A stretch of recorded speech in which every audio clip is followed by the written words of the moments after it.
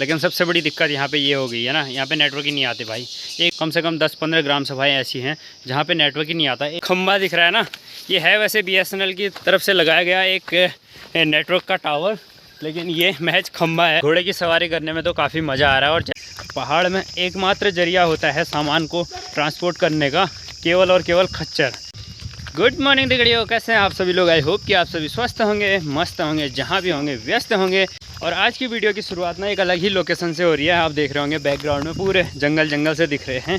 मैं आपको बता दूं, पिछली वीडियो पे आपने देखा था जो हमने नींबू वगैरह उठाए थे ना, तो उनको अभी रोड तक छोड़ने के लिए जा रहे हैं हम लोग। ये इतने सारे खच्चरों में जा रहा सामान, चाचा जी के खच्चर हैं, तो खच्चरों के साथ मैं भी जा रहा हूँ, क्योंकि ये जो सारा सामान है ना, इसको गाड़ी पे भी लोड करना होता है। और अभी मैं हूँ जो हमारे घर के ठीक अपोजिट साइड धमोरी वाली धार है, उससे नीचे की साइड में। यहाँ से लगभग 5 से 6 किलोमीटर की दूरी तय करके हम लोग रोड में पहुँचते हैं।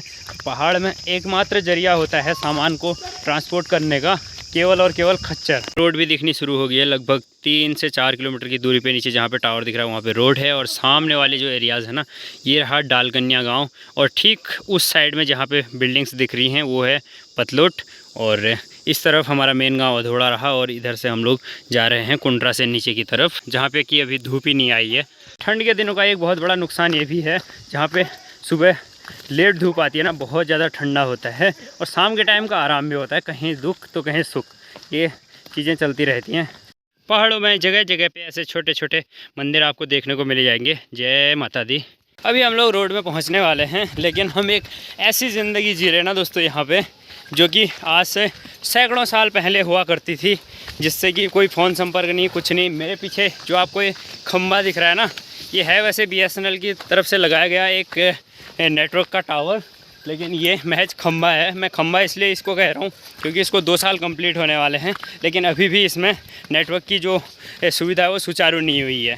अब इसका कारण क्या है ये मेरे को नहीं पता, लेकिन हमारे क्षेत्र में ऐसे कम से कम 5 या 6 टावर लगे हुए हैं जो महज अभी फ़िलहाल खंबे की तरह काम कर रहे हैं। बस लोगों को दिख रहा है कि हाँ खंबा खड़ा है, लेकिन बिल्कुल भी नेटवर्क की कोई सुविधा नहीं है। अभी मैं गाड़ी वाले को भी कॉल नहीं कर सकता कि भाई कहाँ पहुँचे हो। ऐसी कंडीशन है हमारे क्षेत्र की। और हमारे यहाँ के विधायक माननीय कैड़ा जी हैं, तो बहुत बड़ी बड़ी बातें होती हैं, लेकिन जो ग्राउंड पे काम होता है ना, कुछ भी नहीं होता भाई साहब। अभी मैं रोड की कंडीशन अगर आपको दिखाऊंगा तो आप तो बोलोगे भाई क्या हो रहा है ये।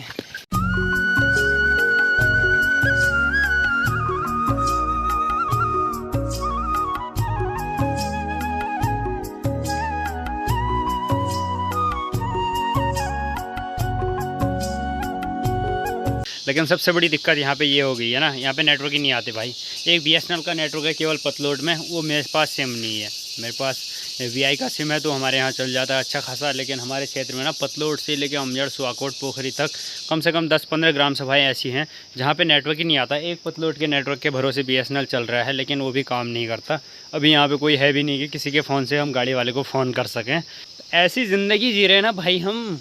हमारा क्षेत्र इतना पीछे है ना, सच बताऊँ तो ये हमारा एरिया इतना बैकवर्ड हो गया है कि बताया नहीं जा सकता। नेता लोग आके बड़ी बड़ी बातें कर जाते हैं, लेकिन नेटवर्क, मैंने कहा ना, ये जो पीछे खंबा दिख रहा है आपको, ये केवल खंबा ही है। रोड की कंडीशन की मैं बात कर रहा था। रोड की कंडीशन आप देख सकते हैं ऐसी हो रही है।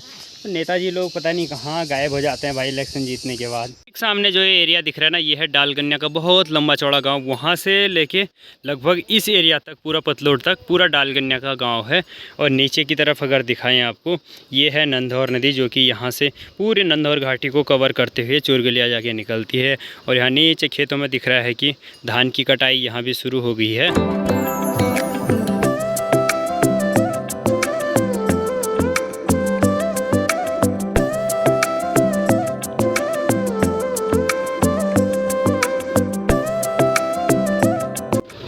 चलिए जी, सामान लोड करके गाड़ी भी अपनी चली गई है। अब चलते हैं घर की तरफ।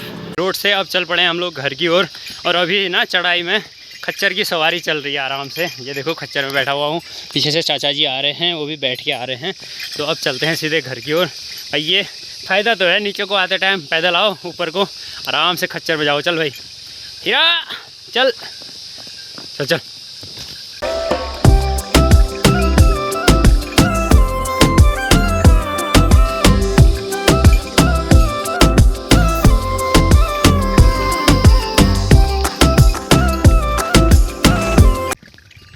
और अभी घोड़े की सवारी करने में तो काफ़ी मज़ा आ रहा है। और जैसे जैसे हम लोग चढ़ाई में चढ़ रहे हैं ना, वैसे वैसे कोहरा आ गया है, ठंड यहाँ पे बढ़नी शुरू हो गई है।